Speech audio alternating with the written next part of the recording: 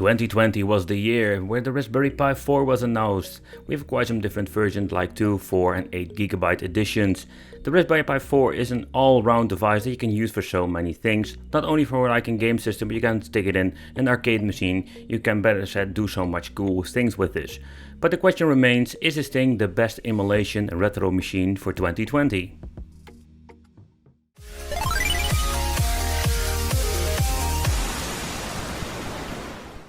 So hey guys, welcome back to the channel. It's awesome that you're tuning in. So in this video, let's take a close look at the Raspberry Pi in general. So the Raspberry Pi 2, but especially the Raspberry Pi 3 and 3B Plus, were the version that I was chatting in this Raspberry Pi retro gaming emulation. I think it's a great way to play your old school games, but the Raspberry Pi was limited for a very long time. But with the addition of the Raspberry Pi 4, nowadays we can play so much more than only arcade and two-dimensional games. So I think the Raspberry Pi 4 can be a very good addition to a retro emulation collection.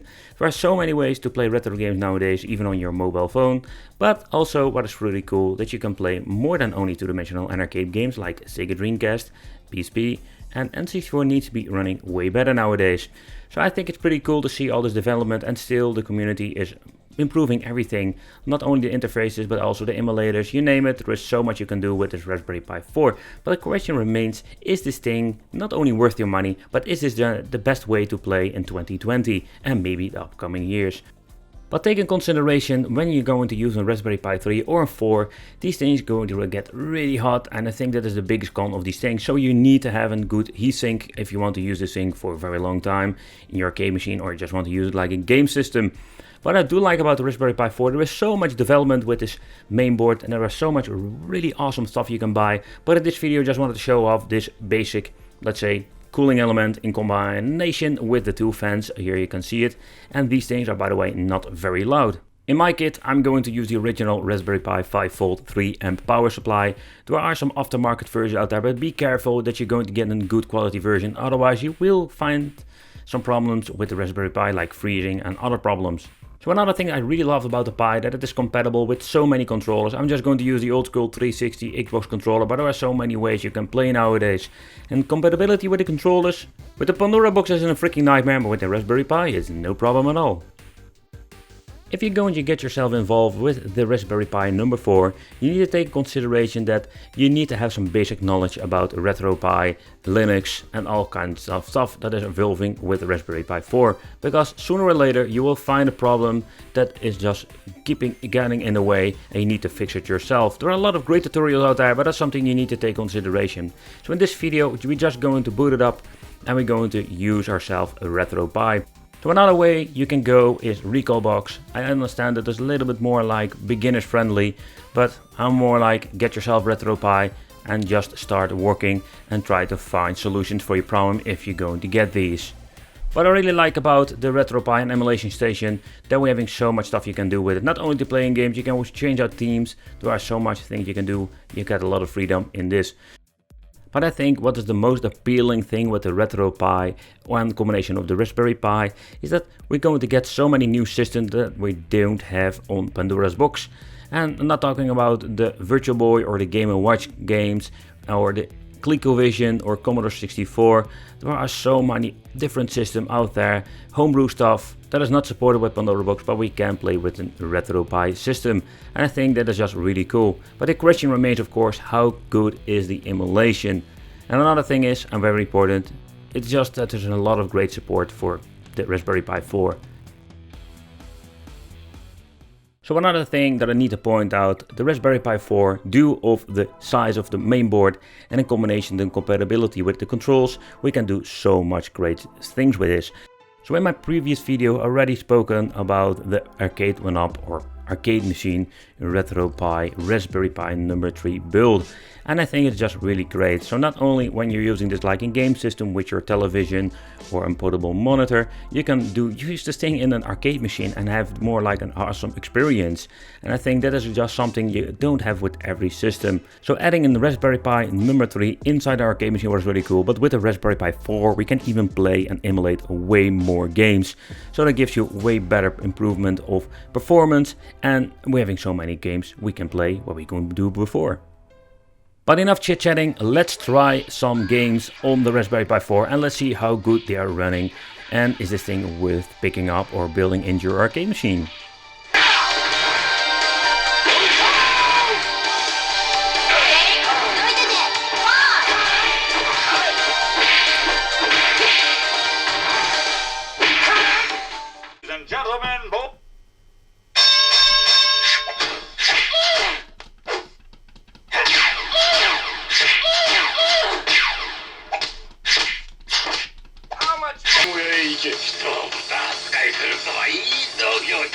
The time of retribution.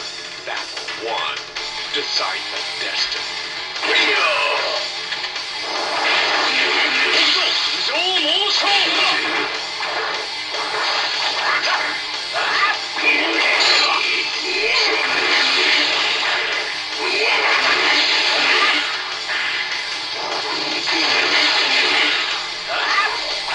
And even having more power with the Raspberry Pi 4, you can see that it still struggles with some games. Maybe with some messing around with the emulators we can fix this issue, but in the end, I'm still not sure if the Raspberry Pi 4 is capable of running all the games perfectly.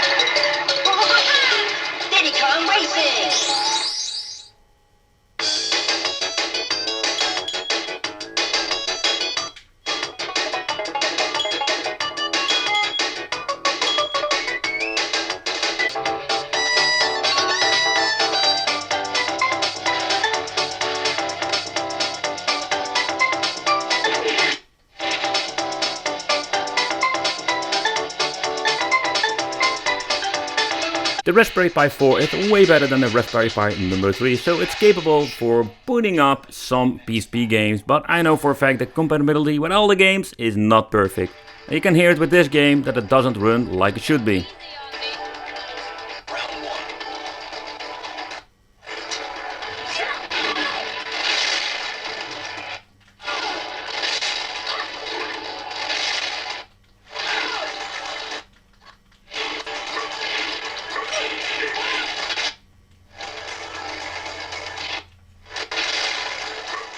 I think PlayStation 1 can be run on a lot of different single board PCs nowadays, so this is not a big of an issue, but it's still cool that you can also play with the Raspberry Pi 4 and it runs very smoothly.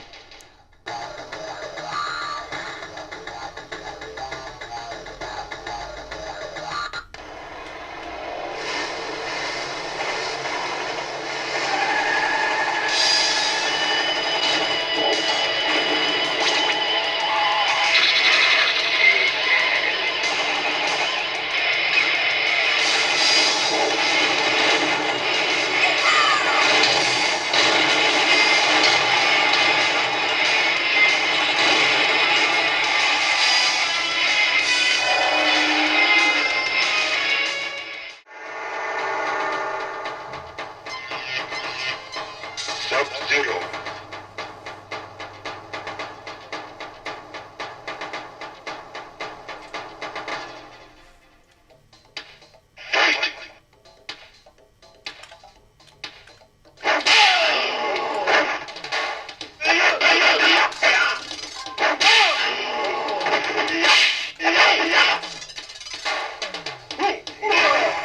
Sub-Zero. Win. Flawless victory. So due of this new development with Raspberry Pi 4, we're having so many new options. Two-dimensional games, arcade and all the old stuff will run just fine. And if there is a glitch of a problem, in the end it will be solved by the community itself. But I think what is a little bit of a bummer that even with the Raspberry Pi 4, it's limited when it comes to the latest systems. You can see that Dreamcast nowadays runs very good, but PSP is still not running very good. And not even mention trying God of War. But it is just a great upgrade from the Pandora's box or the Raspberry Pi 3. And the reason why is very simple, because with the Pandora's box you were very limited to the things you can do with it, and the Raspberry Pi 3 is still limited because we didn't have all the necessary power. But nevertheless, let me know in the comments what is your favorite mainboard. I want to thank you for watching, consider subscribing, hit the bell, become a Wickedfamily, and I will see you in the next one.